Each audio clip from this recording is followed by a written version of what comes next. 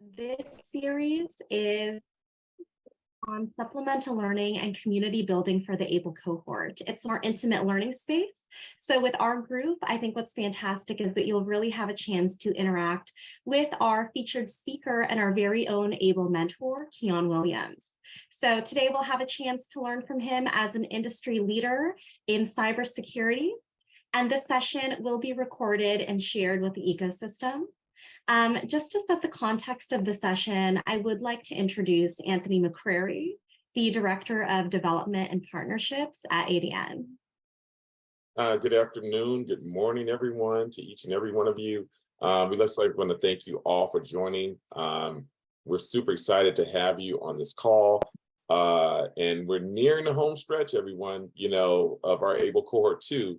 And have completed multiple trainings designed specifically to help you navigate through your life as an entrepreneur.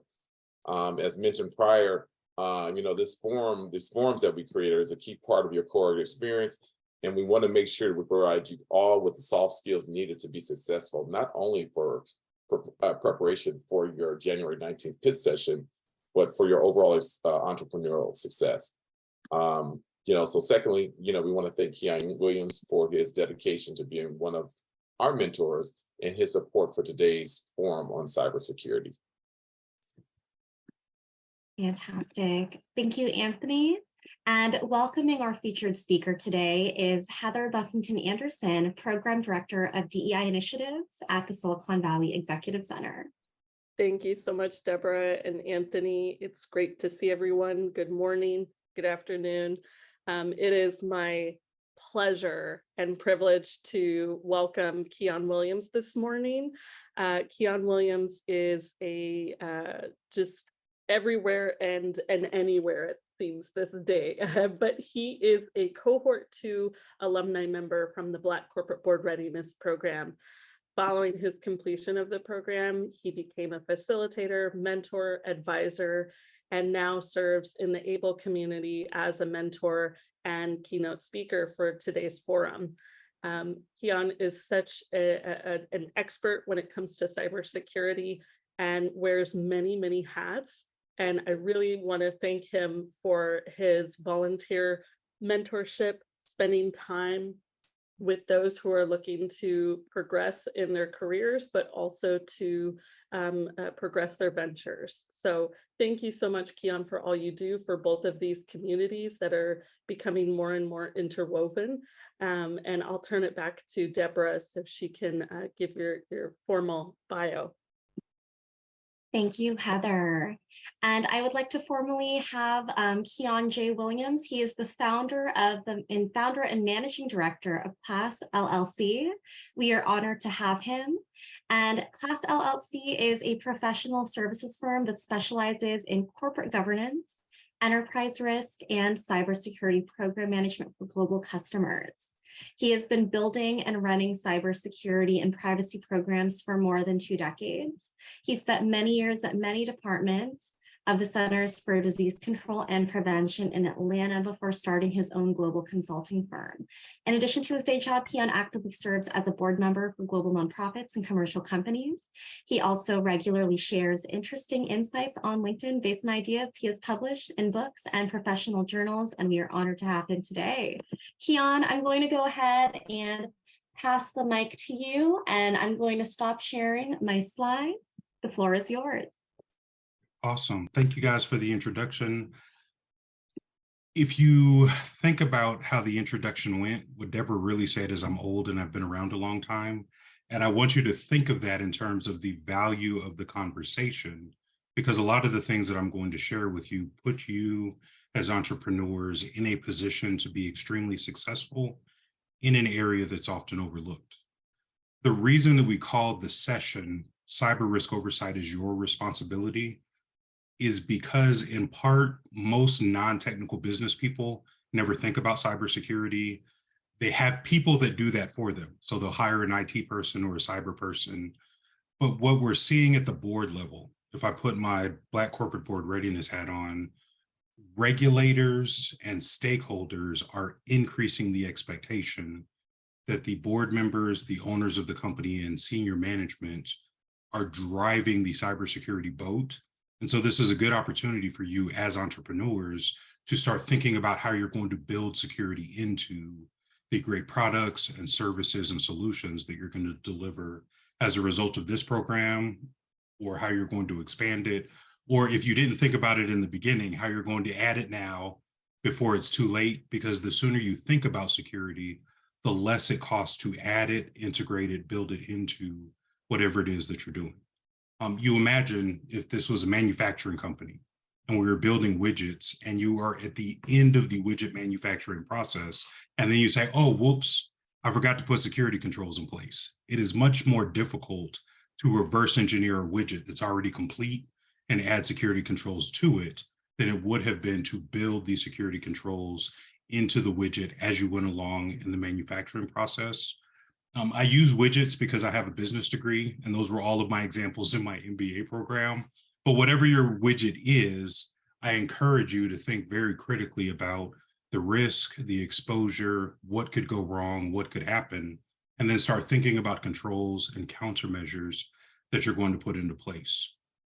For this session, we were talking about it before we started. I don't do slides because if I have slides and you read the slide, you pay me no attention, and I'm a bit of a control freak. So I like to be the center of attention. And so you guys can look at me, we'll engage, we'll have a conversation. But 90% of what I tell you today, I've documented in notes that will be available to the ABLE community. And my notes also have links so that you can take notes, pay attention, engage in the conversation. And then you'll have a resource that you can use to follow up and then tailor it for your own organization. The one thing that you should write down, because it's not in the notes because I didn't think about it, is that risk really falls into 4 areas.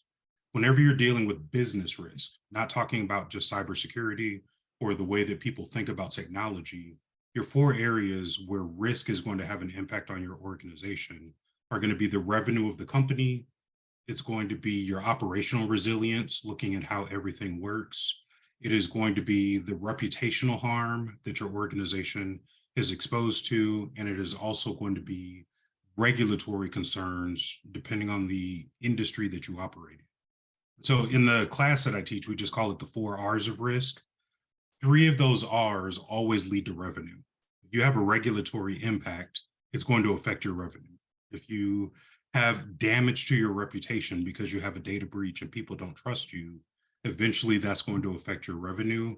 And if your systems aren't up and running, and you have an operational outage and you can't process your widgets and deliver solutions to your customers, it's going to affect your revenue. So this really is a money conversation. So as you guys think about your pitch decks and you think about the revenue that is going to be generated by the activities that you're doing, everything that we're really talking about is going to equip you to protect your ability to generate revenue and produce whatever success that you have on your roadmap or that's in your plan. What is probably going to surprise many of you is very little of my conversation is focused on technology, and more of it is focused on culture. So sit down, strap in, buckle your seatbelt, and we're going to have an organizational psychology conversation. My idea and my perspective about security after doing it for so long is really that the culture of the company is going to influence how cybersecurity is treated within the organization. Our definition for culture in this conversation is really the combination of core values, behaviors, and decisions. And so we have in the news the owner of a social media platform who is very volatile and is all over the place. And you can observe the culture of that organization and the impact that it has on their operations just based on their behavior, their decisions, and what is observable. And also that also affects cybersecurity. It affects cybersecurity and risk management because culture influences how an organization is going to identify risk, what type of risk it accepts, and how it manages risk. And so you may say, I am so invested in producing this business outcome that I'm willing to accept as much risk as possible for me to get to the finish line. And I'm just going to throw away every precaution that people highlight. That is a risk aggressive culture. It influences your decisions, but it could also have an impact on your revenue, your regulatory impacts, your reputation, and other things in the future. And at the other end of the spectrum, you have organizations that are very risk averse. And so they move so slowly because they are evaluating every option, every opportunity, every impact. To some extent, they have paralysis by analysis. And my goal is to encourage you not to be so risk aggressive that you're putting yourself in danger, but not to be so risk averse that you're not getting anything done. It's identifying that sweet spot of being risk neutral, where you're pragmatic, you're thoughtful, you understand what your exposures are, you put the right countermeasures in place, and then you accept whatever risk remains, knowing the possible outcomes that are going to affect your organization. And so if we connect that risk, where it's averse, it's neutral, or it's aggressive to culture, the culture of the company is going to influence where you position yourself on that spectrum. Your organization is going to be more likely to accept a lot of risk if you're just super driven, like the social media person that we're talking about, or it's going to drive you to not get very much done because you're afraid and your chicken little and the sky is falling. But if you apply some of the things that we talk about today, you really can get in that neutral position where you have understanding, you've addressed everything, and you can move forward. The other benefit of talking about culture is that culture affects strategic planning, which is an area I spend a lot of time on, and strategy capabilities and culture, when they're working in alignment, are going to allow an organization to very specifically say, where are we going to play? How are we going to win? What capabilities do we have to develop, acquire, or put into place? And what is going to allow us to be different and execute our mission? So if we have a strong culture that drives good behavior, that causes us to think about risk, then we're in a position where we can go out there and win, and we don't have to worry about data breaches or cyber attacks or incidents that are going to disrupt us without having a plan. Later in the conversation, I'll talk about business continuity and disaster recovery and incident response. And the idea that I do not want you to take from this conversation is that if I do everything right, I'll never have a problem. The idea is that if you do everything right, when you have a problem, you identify the problem quickly, you respond quickly, you're back up and running, and it has minimal impact on the organization. Another reason that I start the conversation talking about culture relates to one of the references that I have in your notes. The Verizon Data Breach Investigations Report is one of the most comprehensive reports about security breaches for Verizon customers. So it's limited to North America, but they've been doing this report for 15 years, if I remember correctly. And one of the things that they found in the 2022 report is that the behavior of employees is one of the most critical aspects of cyber defense, because 82% of data breaches involve a human element. And so it's 82% of the breaches for all of Verizon's customers who responded to the survey were caused by a person doing something incorrectly. Now, the countermeasure to a person doing something incorrectly fundamentally is just education and awareness. Do people understand phishing? Do they understand the risks that they're exposed to? Do they understand the outcome of their behavior?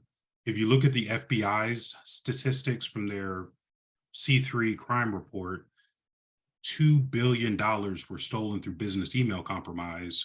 And that specific risk is avoidable if you just have an ERP system in place so that you're not using email to facilitate financial transactions. One of my customers on the consulting side of my business is my customer because they had $25 million stolen from them because they tricked the controller into changing the routing number for a deposit. And then the $25 million went to the wrong place, and their cyber insurance policy was for $4 million. So they lost $21 million. And so it's those kinds of things that you avoid simply by having awareness, having good practices, having good policies.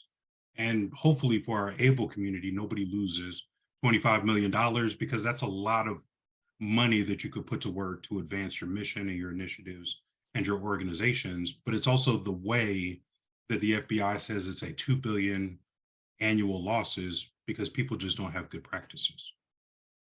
The way that you establish those good practices, again, is going to start with you as the owner of the business. And so again, I spend a lot of time with boards, and the conversation at the board level is usually about what the board is going to do to drive action. For our conversation, we're going to substitute board with owner or entrepreneur. So everybody I can see on the screen, all the names that are listed, I'm talking to each of you as beautiful people and say, you really need to pay attention and put in place the things that we're talking about. And the number one thing is that the culture of your organization starts with you. And so for my company, because I am an entrepreneur, everything that we do, everything that's acceptable, every behavior that is exhibited within the organization is based on the culture that I have established and what I hold people accountable for. And so if I say people can show up in jeans and I show up in jeans, everybody's going to show up in jeans. You know, if I say that I'm going to take offices and turn them into bedrooms because I expect people to work themselves to pieces, all of those cultural things, right or wrong, start with the owner of the company. When you're talking about an entrepreneur that is not really subject to a board, but is still accountable to stakeholders and investors. Part of what is going to happen when you start talking to investors is that they are going to be interested in the culture that you've established, because the culture of an entrepreneurship starts to highlight possible outcomes and whether or not I'm going to get a return on my investment if I'm providing funding to advance or accelerate what it is that you're doing. And what I've seen in some cases, because I do hang out with accelerators and other business initiatives, is that the people that can't answer the cybersecurity question and have no idea whatsoever often have issues getting funding. Because if I give you $1 million and you can't tell me how you're going to protect that investment, then there's some concern that you don't really know what you're doing. And so establishing that culture and paying attention and driving the activity within the company is going to make a difference. One of those activities is security awareness. So making sure that all of the stakeholder groups within the company understand the risk that they're exposed to and the things that they have to do to reduce risk is also very important. Now, October in the United States and in a lot of countries around the world is Cybersecurity Awareness Month. When I say security awareness, I am not talking about phishing training that happens only in October. I'm really talking more about if I have accounting people, whether they are contractors or full-time employees, do they understand the exposure that they have as a result of their job and their position in the company, and how their wrong action can harm me, which is why I use business email compromise as an example. Or if I have a software product and I have a bunch of developers, do my developers have enough awareness to build security into the code that they're creating and to scan the software and to do software security assessments so that the outcome of their work does not create something that is going to crumble under pressure if a third party tries to hack into the software, and then you lose your entire business because your developers don't know anything about security. The other idea to consider is that as the leader of the company, as the entrepreneur, it's extremely important that you encourage employees to be proactive when they encounter anything that could increase the risk or the likelihood of an incident. And so it's similar to the Department of Homeland Security when you're at the airport. People need to understand that if they see something, they need to say something, and then understand to whom they must say whatever they need to say so that the right action can be taken, because you don't want security problems to become systemic in your organization, even if you're not a technology company. Earlier this week, I was at Louisiana State University, which is in part an agricultural university. And we had very interesting conversations about the impact of cybersecurity on agribusiness. And so this conversation today is not limited just to technology companies, but every company represented by the ABLE cohort, whether it's this cohort or the previous cohort, has some security risk that you're going to be exposed to, whether it's logistics, whether it's billing, whether it's shipping, whether it's product delivery or anything else. You all need to get to the point where you understand your risk so that you can respond to it properly. Now, in the notes, there are business realities of security that everybody should be familiar with. So concepts like supply chain attack, you should know what a supply chain is and how the attacks work. You should think about how do you create trustworthy and resilient systems. So whether you're creating technology or you're acquiring technology, there are baseline standards that help you trust the solutions that you're using. To the extent possible, and this goes back to my days at the CDC, you do want to limit complexity. And so I saw that the Department of Defense took their big giant contract and said, you know what, to be fair, we're going to have Google, Microsoft, Amazon, and Oracle are all going to be involved in this big cloud initiative. My concern is that having 4 different vendors that have 4 different product delivery mechanisms is going to add complexity, which increases the security risk that they're facing. So for your own organizations, limiting the software and the solutions to the minimum number necessary is going to reduce your risk because you're eliminating complexity, and complexity works against the security and privacy goals of an organization. One of the things that you want to demand from your staff and the people working with you is that they provide timely, relevant, and actionable information. My objective is not to say that everybody here needs to become a security executive, but you do need to receive good information so that you can make decisions so that you respond properly to the risks that have been identified. And part of that responding properly is going to be to make sure that you have, at a minimum, a basic security program in place that has a combination of technical, physical, and administrative controls that govern the way the organization is going to operate. One of the things that you have in your notes is I actually put links in the notes for resources that are free. The National Institute of Standards and Technology has a computer security resource center that has more documents than you really want to look at, but they do have documents about security controls that should be in place.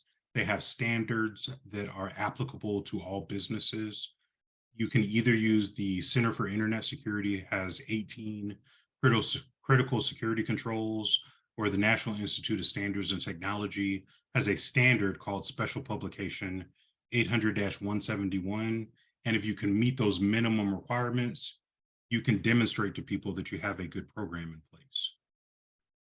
When we talk about risk oversight, again, I want you to leave this conversation recognizing and understanding that oversight of cybersecurity risk and management of cybersecurity risk is one of your fundamental responsibilities, because security risk is just a risk within your business.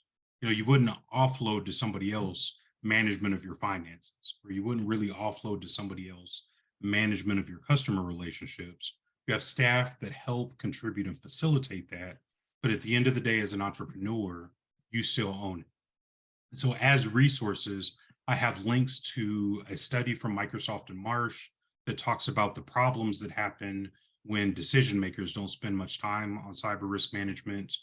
The World Economic Forum for the last 7 years has said that cybersecurity risk is one of the top concerns globally, but at the same time, very few business leaders are thinking about cybersecurity risk because they're offloading or shipping that to somebody else. They don't pay attention and they wait for people to tell them what to do. I encourage Able to be a community of people that doesn't do that, so that none of our businesses have significant issues. For corporate boards, the Organization of Economic Cooperation and Development has a fact book that divides global corporate governance into 50-something jurisdictions. Even in the OECD fact book that comes out every 2 years, they've highlighted that more and more companies globally are assigning a dedicated committee on the board of directors for cyber risk oversight. And so if corporate boards globally in 53 jurisdictions are assigning dedicated committees to do cyber risk oversight, it is an indication that it would be wise for an entrepreneur to have some mechanism within their company to do oversight of cyber risk, to understand the exposure that you have, to make sure that you have the right responses in place. And then the fourth resource that I have in there is from the Harvard Business Review, looking at Caremark claims and using that old healthcare situation to drive a situation where corporate directors are personally liable for the risk management decisions that they make. This is a relevant case study from HBR because as an entrepreneur, you are personally liable for everything that your business does. So all of those comments that are directed at corporate directors apply specifically to entrepreneurs, because the buck stops with you as the founder and the owner of the company. As we get closer to the end, because I plan to only talk for 30 minutes so that we can do Q&A and make this more interesting than you listening to me rant and rave about how important it is for you to pay these things attention. There are a couple of questions that each of you as the entrepreneur should be able to answer. I'll go through them, but they're in the notes in case you can't keep up. Question number one, how exactly is risk maintained at an acceptable level? and what are the key risks to our organization. And so if I am an agribusiness, there's a risk to compromise because my robotic machines that are plowing and tilling the fields are hacked, and then they're driving into roads causing accidents. If my machines are causing car accidents and there's damages, my company is liable for the damage that's produced. So all of the digitization, automation, and technology that's used in your company, you should understand what kind of cybersecurity risk exists for the use of those solutions. And then you should have something in place to reduce that risk to whatever you define as acceptable. Question number 2 is, how are the most important assets protected? As I have worked in cybersecurity for very large organizations, one of the things that stands out is that there are never enough resources to protect everything. Therefore, it becomes extremely important that you know what are the critical assets, and then you apply your limited resources to protecting the most important things for the organization. The challenge that a lot of businesses have is that they have no idea what their most important assets are. For some companies, it's going to be your CRM, because your connection to customers is what generates all the financial value for the organization. For other companies, it's going to be the protection of your intellectual property, because that IP is what's generating the value. But the answer for most important assets is going to vary from company to company. The important thing is that you know what those assets are, where they are, and how they're being protected, which then leads into question number 3 that you should be able to answer. What and how many layers of protection are in place? You can't just have a password and hope for the best. Under ideal circumstances, you have multiple layers of controls so that if one layer fails, you still have additional layers to protect the things that are most important that support your organization. Question number 4, when we're talking about cybersecurity questions that you as the entrepreneur should be able to answer, is how does my organization know that we've had a breach or an incident?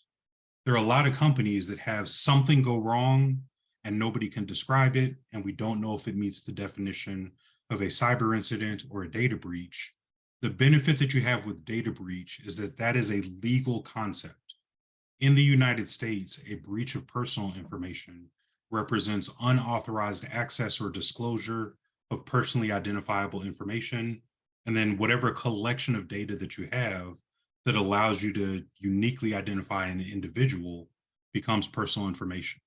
And so if I have somebody's name, address, phone number, email address, mother's maiden name, blood type, you can mix and match all the data points together. But if you and your company have collected enough information to uniquely identify a person, then you have personal information. And if that information has unauthorized access from a third party, whether it was accidental or intentional, you have officially had a breach of personal information. And the National Conference of State Legislatures has a repository that says for every state and territory in the United States, this is the 56 different ways you have to respond to that situation. So most people have no idea when they've had a breach or how they're supposed to respond or what their requirements are. And this leads into what I mentioned earlier about regulatory risk. In a lot of cases, especially for people in California, because there is a new privacy law in California that will be in effect in January, there are financial consequences to having a breach of personal information, and those consequences are often much more significant than the controls that are necessary to prevent it from happening. The final item about things that you should be able to answer is whether or not your company has documented and tested effective response plans. This goes back to the resources that I said are in the notes that I'm going to provide you, but you should have a plan to continue the business. You should have a plan to respond to an incident. You should have a plan to respond to a data breach. In security and technology terms, it's just called a business continuity plan, a disaster recovery plan, and incident response plan. My personal preference is to combine all 3 of those, because if one happens, it triggers the other plans. Some people do it separately, but I provided resources that help you to start thinking about how to create those plans. The last thing that I will highlight, and this could be a completely separate session, is that some of the things that are going to drive what you do to protect your organization are just the minimum requirements for insurability.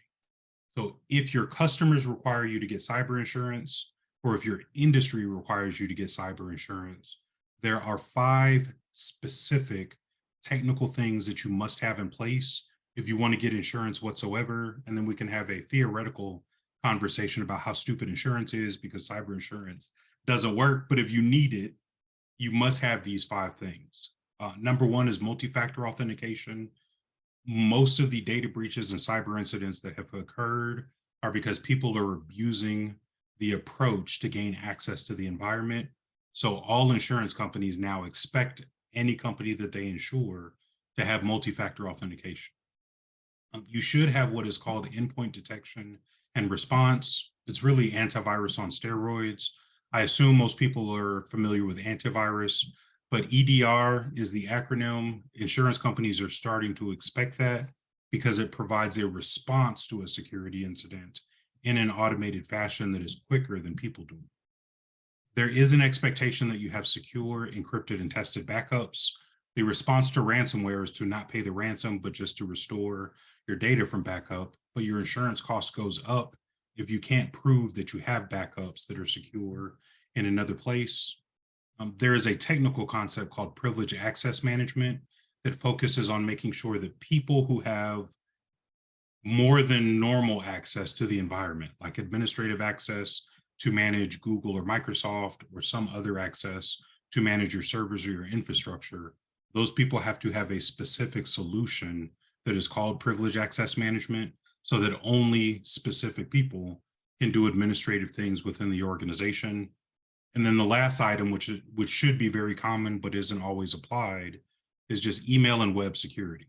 Your email should be secure, your website should be secure. Those are often gateways to a compromise, and having those in place are going to reduce your risk, which reduces the likelihood that you'll file an insurance claim, which causes insurance companies to expect that if they're going to write a policy for you. So at this time, I have talked for 31 minutes exactly. Deborah, I was watching the clock, so that's all I have to say. We will open it up for conversation, and I'm happy to answer whatever questions you guys have with the 23 minutes that remain for this session today. Anyone? Good morning. I have been e-commerce based, and I know you went over these 5 important features that we should have. Do you have any recommendations for companies? It's going to require a little bit of research. Depending on how you set things up, the Cloud Security Alliance has a tool called the Security Trust and Assurance Registry, and they are going to be a great vendor neutral provider to say that these are companies that are taking cloud security seriously.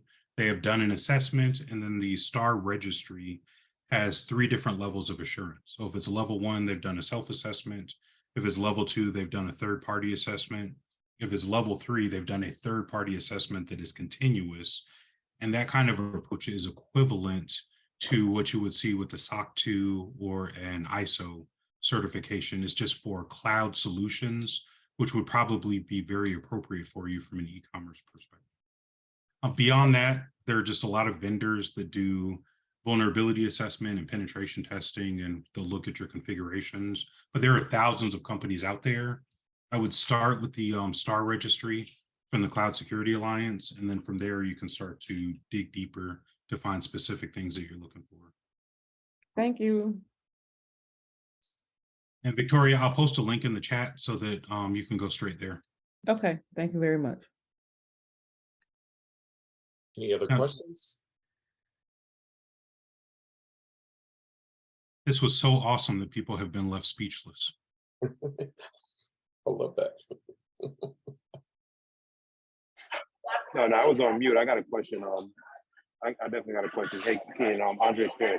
Hey, is there a certain kind of like cybersecurity, like when you're implementing APIs into different companies, right? So I'll give you an example. Implementing an API into like a company to get their jobs posted onto like our platform, right? Which is like what we do. Would you say there's like a certain security, level of security like we need, or like a certain like And I'm not that guy on my team who like knows all that stuff.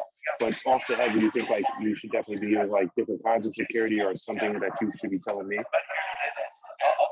Yeah, Andre, you have a bit of background noise, but what I heard was that the question was focused on application programming interfaces, also known as APIs, and how do we deal with that?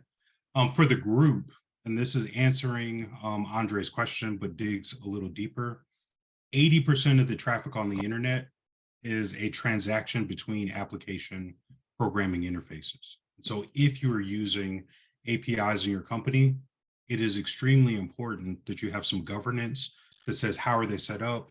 How are they configured? How do we make sure that they're moving the right data and that they don't have excessive permissions? And then you verify the documented policies by using scanning tools and other products to make sure that what you have written on paper is what is produced in action.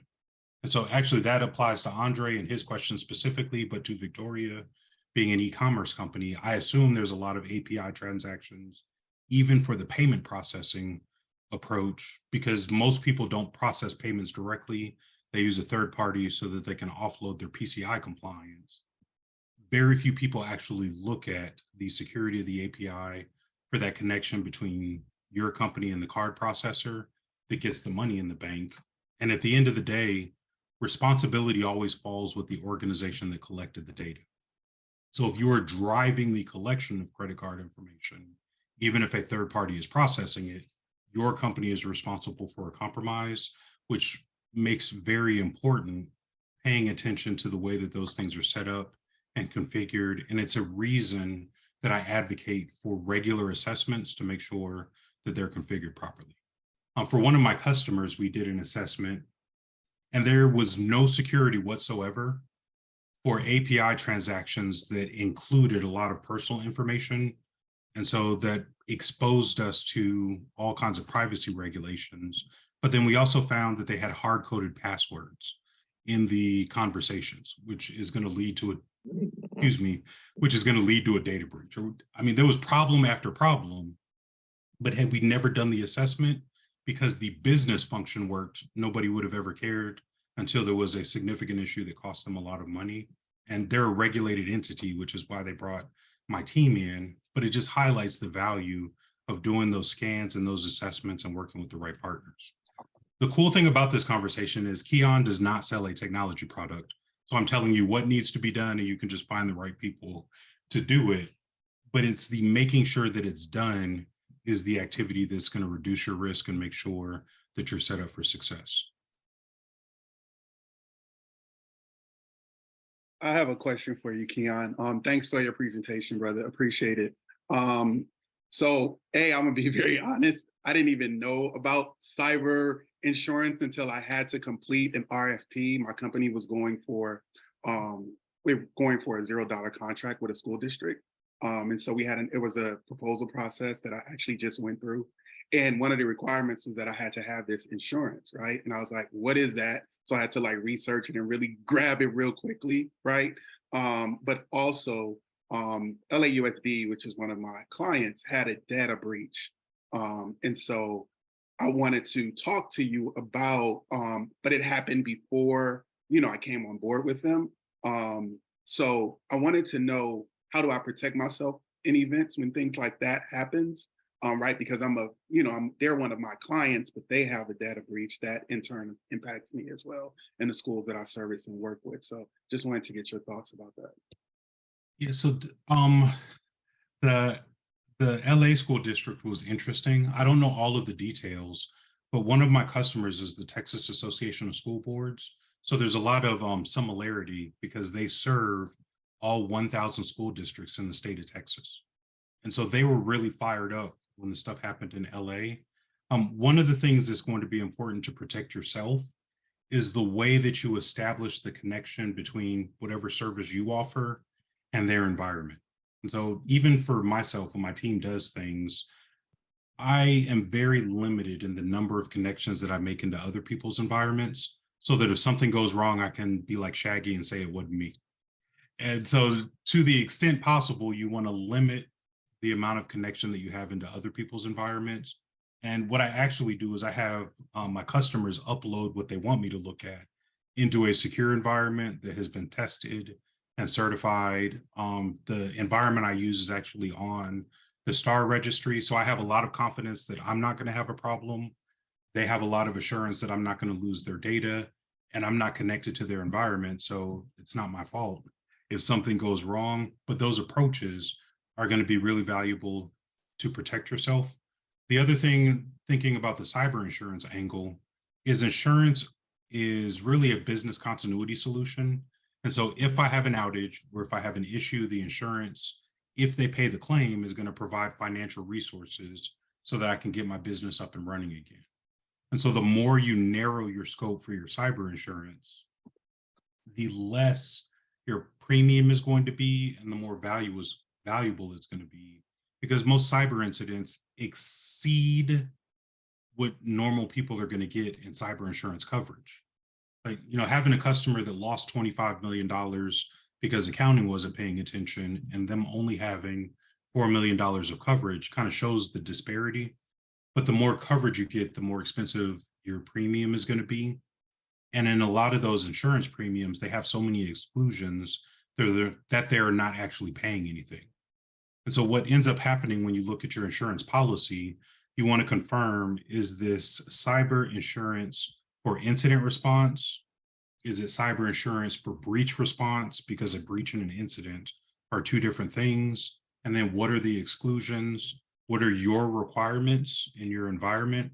Like, if I had car insurance and I was drunk driving, my insurance company might not cover it because I have put myself in a position where the likelihood of an accident is higher. Or, if I have a terminal health condition, it's going to affect my health insurance and what they're covering. And so even if you're not familiar with cyber insurance, most people's general knowledge of health insurance or car insurance is compatible with some of the decisions that you have to make for cyber insurance.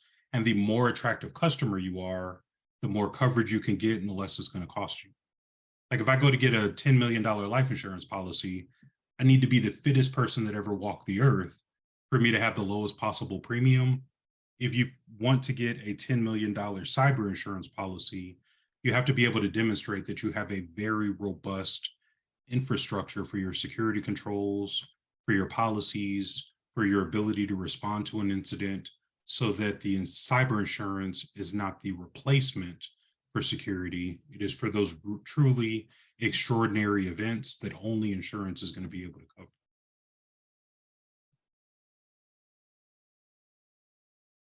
Thank you. Yeah, and if you want to follow up offline, I put my stuff in there. We don't want to drag everybody into K-12 cybersecurity, but there are some great resources out there. There is an organization called COSN that has a standard for K-12 security. And so for those of you that are dealing with K through 12 education, there are official organizations that have standards of practice to make sure that they're protecting student data properly. And, we want to thank you, Keon, for delivering such a phenomenal and very informative presentation on cybersecurity.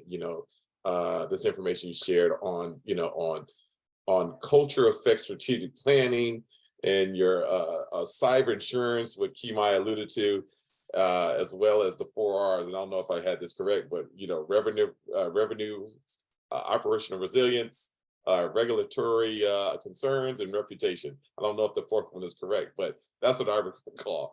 But I just want to thank you for sharing this information, and also want to thank each of one of our cohorts for being a part of this this phenomenal forum today. And secondly, if you hadn't had the opportunity to reach out or have a conversation with your mentors, I encourage each and every one of you to be proactive and to send an email out to them and schedule time before the holidays. It's important that you reach out to your mentors. It's so important before the January 19th pitch day session. So in regards to that, I also encourage each of you to send out the registration link to people that support you to either attend in person or virtually. If you need that information, please let us know. So again, thank you, cohorts. Thank you, Keon, and guests for attending such a phenomenal forum today.